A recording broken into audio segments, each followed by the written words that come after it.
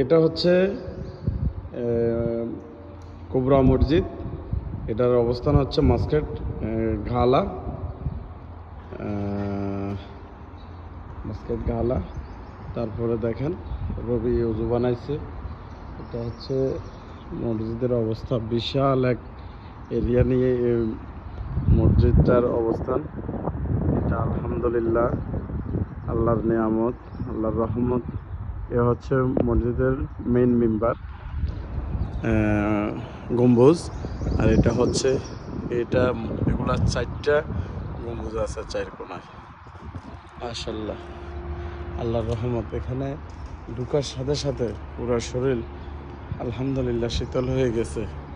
এটার সৌন্দর্য, এটার যে কারুকাজগুলা করা হয়েছে, কারুকাজগুলা দেখে, এগুলা প্রতিটা পিলারের সাথে এই কারুকাজগুলো করা হয়েছে এবং কি এই লাইটগুলো লাগানো হয়েছে এবং কি উপরে কাঠ দিয়ে, এগুলা সমস্ত লোহা কাঠ, এগুলা দামি কাঠ দিয়ে এগুলা আপনার উপরে সিলিংয়ের কাজ করা হয়েছে, ডিজাইনিং করা হয়েছে।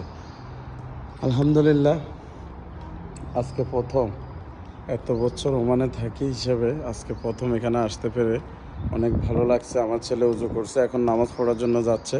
সবাই দোয়া করবেন। গরম ওই যে এখানে পা দিছে, গরম দেখে দিছে দৌড়। ঠিক আছে, আমাদের জন্য দোয়া করবেন সবাই। আমরা উজু করছি, এখন নামাজ পড়ব। ওমানে যারাই অবস্থান করেন, যদি সুযোগ পান ওমানে এই মসজিদটি একবার হলেও দেখতে আসবেন এবং কি এখানে এক ওয়াক্ত হইলেও নামাজ পড়ে যাবেন। এতে আপনার সৌন্দর্য দেখা হইল। আল্লাহর যে সৃষ্টির যে অপরূপ, আল্লাহ মানুষ ইচ্ছে করলে কি না করতে পারে, এটার এক নিদর্শন, এটা এক প্রমাণ, জ্বলন্ত প্রমাণ। এটা দেখলে বুঝতে পারবেন, এই মসজিদটি দেখলে বুঝতে পারবেন, অনেক কিছুরই আপনার বোঝা হয়ে যাবে।